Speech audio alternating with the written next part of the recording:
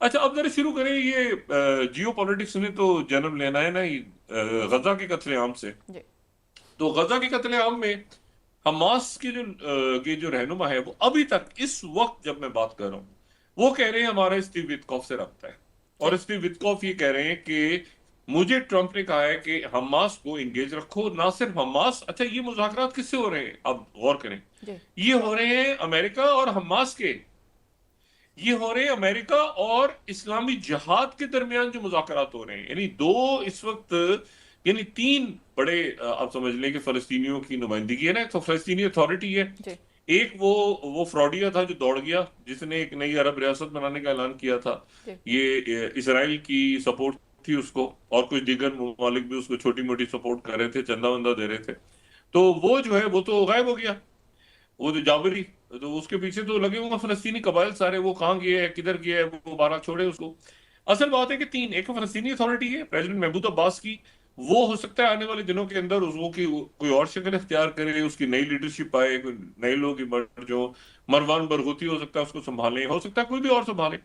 इधर हमास और इधर इस्लामी जिहाद, और उनके साथ भी मुआहदा तय हो गया कि जो अगला जो सेटअप बनेगा फलस्तीन का, इसका फलस्तीनी रियासत का, उसमें एक नई लीडरशिप होगी जिसमें सबका कंसेंसस होगा, और कंसेंसस हो चुका है। सही। उसमें रशिया भी है, उसमें चाइना भी है, उसमें अरब ममालिक भी, सारे कुछ हैं। लेकिन वो बात है ना कि वो डर रहे हैं आगे, और अब उसकी नई कहानियां सामने आ रही है। देखें, जब ये ईरान पे हमला हुआ जी। इसराइल का, जी।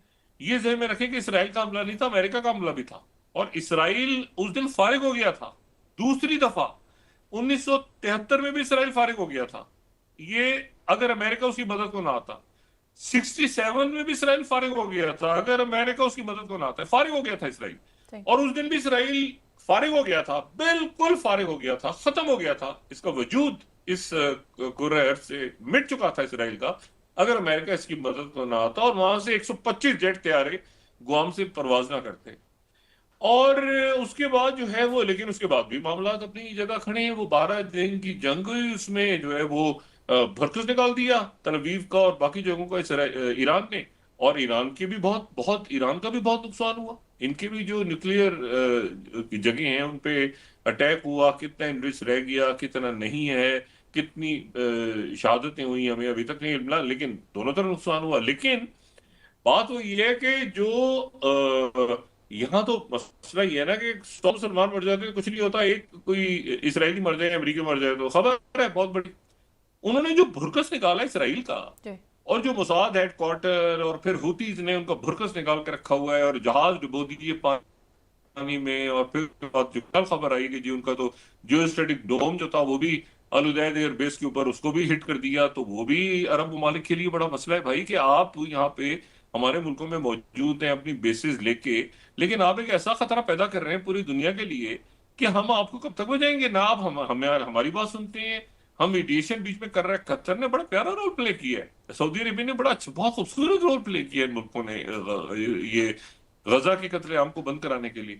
लेकिन ना वो आप हमारी बात भी नहीं सुन रहे। हम व्हाइट हाउस गए हैं, आपसे स्टीव विटकॉफ से मिले, ट्रम्प से बात की है, फिर वो नतन्याहू वहां से ठुमकता हुआ आ गया वापस। तो मसला ये है, किसी की बात तो आप सुने ना, वरना ये हमारे मुल्क भी खतरे की जद में आ जाएंगे, क्योंकि आपकी ये बेसिस नहीं यहाँ पे बराए मेहरबानी आप, जैसे इराक ने आपसे कहा हुआ है कि जी आप जगह खाली करें, यहाँ से जाए, जाके चाइना में से लड़े जहाँ आपने जाना है, हमारे मुल्कों को क्यों मसाइल में डाल रहे हैं। तो ये एक बड़ी अजीब सी बात है कि उनका अलुदैद एयरबेस जो है उसका डोम डैमेज हो गया, जो कल पीबीएस ने भी सैटेलाइट इमेजेस चलाई और बाकी एसोसिएटेड प्रेस ने भी चलाई। तो ये बड़ी खौफनाक बात है कि उनका जो सिस्टम है, यानी अमेरिका का सिस्टम, वो तो हुतीज और ईरान के काबू नहीं आ रहा। अभी चाइना और रशिया को छोड़ दें आप। जी। अच्छा, यानी आप ये देखें कि वहां पर आयरन डोम किया, जी। वहां पर डेविड स्लिंग किया इसराइल का, ये सारे फारिग कर दिए ये हुतीज ने। सही। और हुतीज जो हैं वही कहते हैं कि दरमियान में से अरब मुल्क हट जाएं सारे, तो हम तो इसको हिट करेंगे, और यहाँ से कोई जहाज, और जहाज डुबो दिए उन्होंने।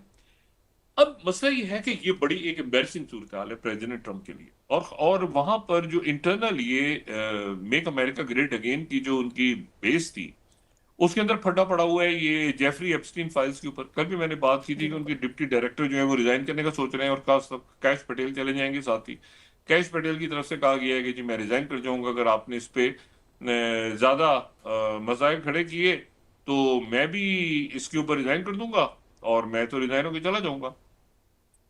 अब यह है कि न्यूयॉर्क टाइम्स ने आज एक बड़ा जबरदस्त इस पे आर्टिकल लिखा है, 22 टैरिफ्स नहीं, ये है 23, sorry 23, make America great again steering itself apart. ये जो मेगा है इसके टुकड़े और परखच्चे उड़ रहे हैं ओवर जेफरी एप्स्टीन फाइल्स के ऊपर।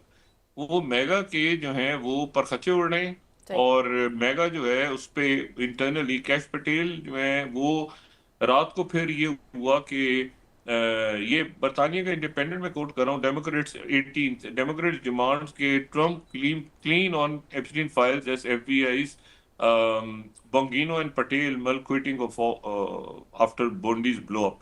यानी ये दोनों, कैश पटेल और ये दोनों जो है ये इस्तीफा देने का सोच रहे हैं एफबीआई, और यानी एफबीआई और जस्टिस डिपार्टमेंट टकरा गए ना आपस में। एक तरफ अटॉर्नी जनरल है जो बॉन्डी है, और एक तरफ जो है कैश पटेल है। तो एफबीआई और वो आपस में टकरा गए हैं, और आपस में उनके टकराव के बाद जो है व्हाइट हाउस को सामने आना पड़ा। व्हाइट हाउस ने फिर दरमियान में आके कहा कि नहीं जी, कैश पटेल का भी एक स्टेटमेंट आया कि मैं जी ट्रम्प की खिदमत करूंगा, मैं बिल्कुल अलग होने का नहीं सोच रहा, लेकिन ये है कि जो इल्जामात लगे हैं मैं उसका बिल्कुल प्रॉपर टाइम पे मैं जवाब दूंगा, वगैरह वगैरह। तो आपस के अंदर ट्रम्प टीम जो है, और वो जो इलॉन मस्क हैं, वो एप्स्टीन फाइल्स उनके पास है, शायद वो हर थोड़ी देर के बाद वो एक नाम डाल देते हैं कि इसमें ट्रम्प मौजूद था, इसमें ट्रम्प खुद थे, इसमें ये था, इसमें वो था। तो वो जब से उनका ग्रॉक 4 आया है, तो वो जाहिर है कि अभी तो बताया जा रहा है कि सबसे ज्यादा जो पावरफुल एलएल में वही है।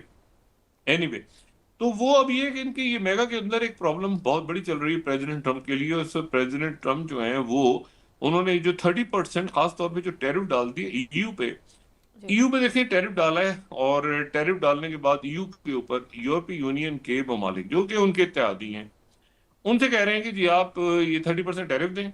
और 30% टैरिफ के बाद वहां पर प्रेसिडेंट मैक्रोन तो जज्बाती हो गए। उन्होंने कहा मैं तो लूंगा इनसे, रेसिप्रोकेट करूंगा, इतने टैरिफ फेंकूंगा। अच्छा, इतने टैरिफ में डालूंगा और मैं देखता हूँ कि क्या।